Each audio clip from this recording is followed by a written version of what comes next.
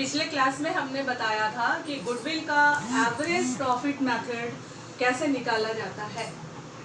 आज इस क्लास में मैं चर्चा करूंगी सुपर प्रॉफिट मेथड के बारे में।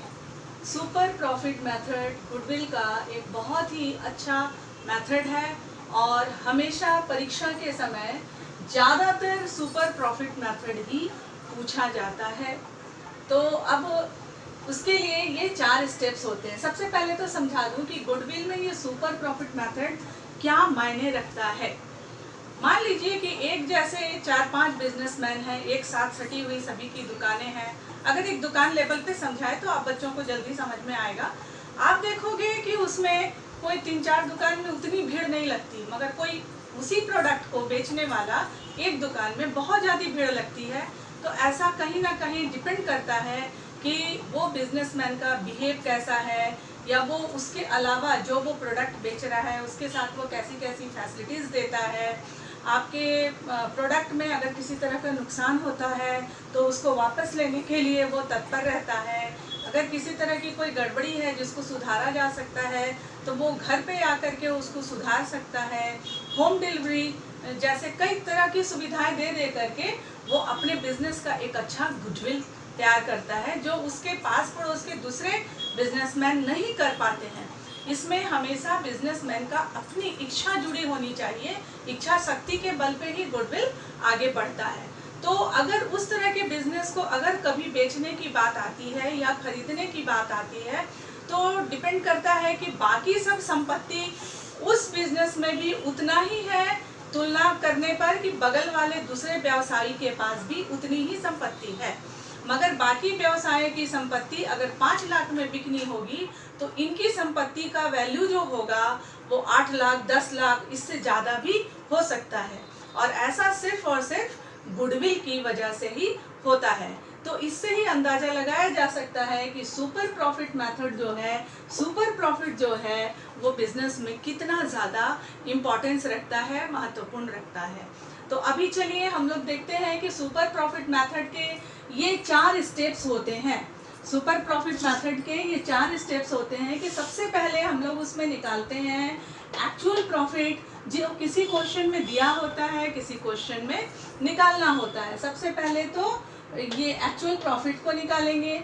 उसके बाद नॉर्मल प्रॉफिट का एक रेट दिया होता है। Normal profit in the sense, मान लीजिए कि आपके बिजनेस में 1 लाख कैपिटल है और 10% उसका नॉर्मल प्रॉफिट आता है। ये एक एस्टिमेटेड होता है, पिछले कई वर्षों के अनुभव के आधार पर नॉर्मल प्रॉफिट बोला जा सकता है।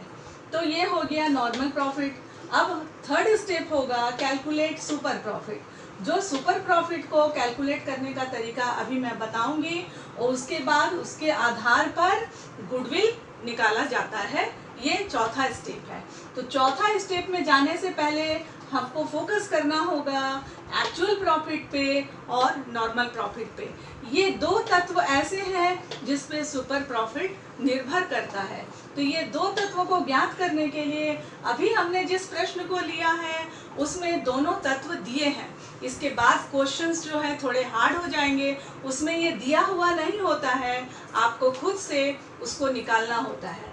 तो पहले थोड़ा सा हल्का, फिर उससे थोड़ा हार्ड, फिर थोड़ा उससे हार्ड, क्योंकि आप लोग अभी जस्ट 12th में आए हैं। तो आप अभी इस लर्निंग पीरियड में अभी इस चीज़ को ही सीखना है। तो आप देख लीजिए कि ये क्वेश्चन है। ये क्वेश्चन में समझने वाली बात क्या है कि एक फर्म है जिसका कैपिटल 50,000 रुपया है। ध्यान देंगे कि एक फर्म है जिसका कैपिटल 50,000 रुपया है। उसका नॉर्मल प्रॉफिट जो है वो 10% एक्सपेक्टेड है। कोई भी एक्यूरेसी में कभी भी प्रॉफिट को नहीं बता पाएगा कि मेरा एक्चुअल प्रॉफिट आने वाले समय में कितना होगा। वो एक एक्सपेक्टेड होता है, एस्टिमेटेड होता है। तो ये 10% एक्सपेक्टेड है। और फर्म अर्न्स, देखा गया कि पिछले साल फर्म ने 9,000 रुपीज़ गेन किया है। 9,000 रुपीज़। अब आपके लिए सवाल ये है कि if goodwill is to be valued at 3 years purchase of the super profit, find the value of goodwill. यदि गुडविल का valuation 3 years purchase of super profit के आधार पर किया जाता है तो गुडविल का मूल्य क्या होगा, गुडविल का वैल्यू क्या होगा।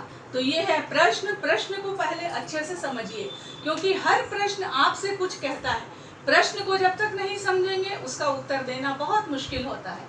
प्रश्न ये है कि कैपिटल 50,000 है, नॉर्मल प्रॉफिट 10% है और फर्म ने अर्न किया है 9,000 और गुडविल जो है वो 3 इयर्स परचेस के हिसाब से होना चाहिए। तो आपको गुडविल आप कैसे निकालेंगे?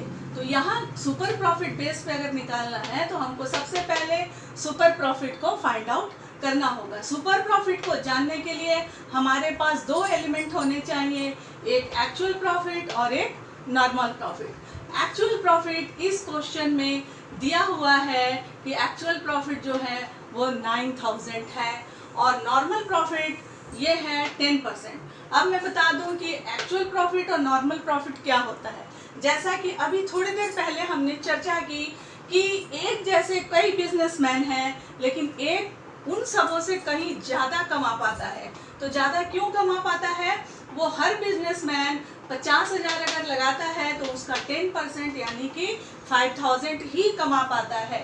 बाकी बिजनेसमैन 5,000 कमाता है, जबकि जिस फर्म के बारे में हम लोग बात कर रहे हैं इस फर्म ने 9,000 रुपीज़ कमाया है प्रॉफिट के रूप में। तो वही सब कारण होते हैं कि गुडविल किस बातों पे डिपेंड करता है, जिसकी चर्चा हमने की।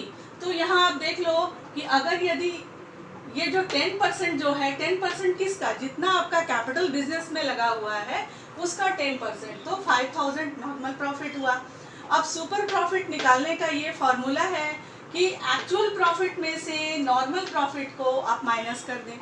तो एक्चुअल में आपका प्रॉफिट हुआ है 9,000 और नॉर्मली जो प्रॉफिट हुआ है वो है 5,000। तो 9,000 में से 5,000 को माइनस कर देने पे बच रहा है 4,000। ये 4,000 हो गया आपका सुपर प्रॉफिट। कहने का मतलब ये 4,000 रुपया वही 4,000 रुपया है जो एक बिजनेसमैन अपने गुडविल की वजह से कमा रहा है, जो उसके पड़ोसी बिजनेसमैन नहीं कमा रहे हैं। तो ये 4,000 अब गुडविल इसका, जैसा कि क्वेश्चन में कंडीशन दिया रहेगा, वैल्यूड एट 3 इयर्स परचेज। तो ये 3 इयर्स को हम लोग यहाँ पॉइंट करेंगे। ये 3 इयर्स मतलब 3 साल लगभग इस तरह से ही अगर बिजनेस चल रहा है, मतलब एक बार अचानक से कोई भी बिजनेस बहुत ज़्यादा ग्रो तो नहीं करता है, उसको ग्रो करने में एक समय अंतराल लगता है। एक लंबे समय के बाद वो एक पोजीशन पे पहुंचता है जहां उसको सुपर प्रॉफिट होने लगता है। इसलिए पिछले 3 साल के आधार पर निकालना है। तो 3 इयर्स है तो हम यहाँ लिखेंगे goodwill equals to super profit into number of years purchase. तो सुपर प्रॉफिट हमारा कितना है? 4,000 और हमको 3 इयर्स के आधार पे निकालना है। तो 3 यहाँ लिखे, इस हिसाब से 12,000 रुपया इस बिजनेस का गुडविल हुआ। ये सारा गुडविल का ये इतने सारे मेथड्स में लास्ट क्लास में हमने ये बताया, आज ये बताई हूँ और इसके आधार पर ये निकालने के लिए हमको ये 4 स्टेप्स को फॉलो करने होते हैं।